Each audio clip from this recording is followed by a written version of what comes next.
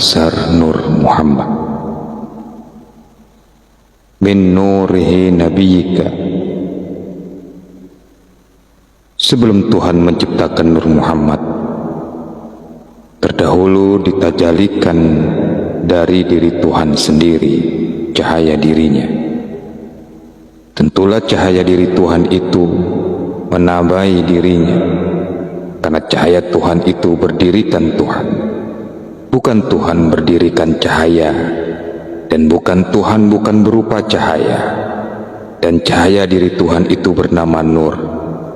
Ingat, Nur itu nama, bukan berarti Nur itu berupa cahaya atau Nur berarti cahaya. Nama bagi Nur.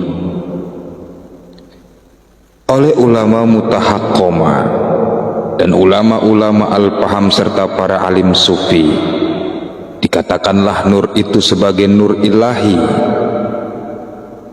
dan dikatakan juga Nur Allah. Jadi cahaya diri Tuhan itu bernama Nur, bernama ilahi juga, bernama Allah juga. Jadi yang disebut Nur itulah cahaya diri Tuhan, yang disebut ilahi itulah cahaya diri Tuhan, yang disebut Allah itulah cahaya diri Tuhan. Cahaya Tuhan itu bernama Nur, cahaya Tuhan itu bernama ilahi, cahaya Tuhan itu bernama Allah.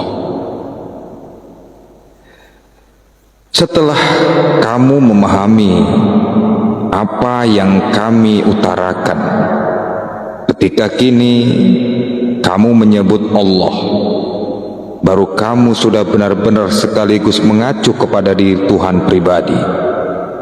Kini baru kamu sudah bisa disebut mengenal Allah. Dari Nur Allah atau cahaya Tuhan ini, maka jadilah Nur Muhammad.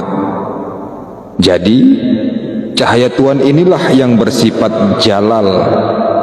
Inilah kebesaran Tuhan, telah ada meliputi sekalian alam. Dan Nur Muhammad ada juga sekarang ini. Cahaya Nur Allah dengan cahaya Nur Muhammad itu bergaul, tapi tidak bersekutu, atau bercampur, tetapi tidak satu. Satu tetapi tidak bercampur.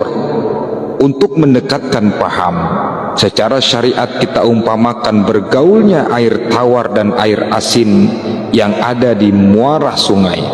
Bercampur tetapi tidak satu, satu tetapi tidak bercampur. Laulaka ma khalaqtu aflaka min nurihi nabiyika. Aku jadikan segala sesuatu dari Nur Muhammad. Jadi jasad kita ini kejadiannya dari Nur Muhammad, dan setiap jasad tentu ada ruh, dan ruh itu kejadiannya dari zat. Innallaha ruhu Nabi sallallahu alaihi wasallam fi jatihi. Aku jadikan ruh Nabi Muhammad sallallahu alaihi wasallam dari zat Allah.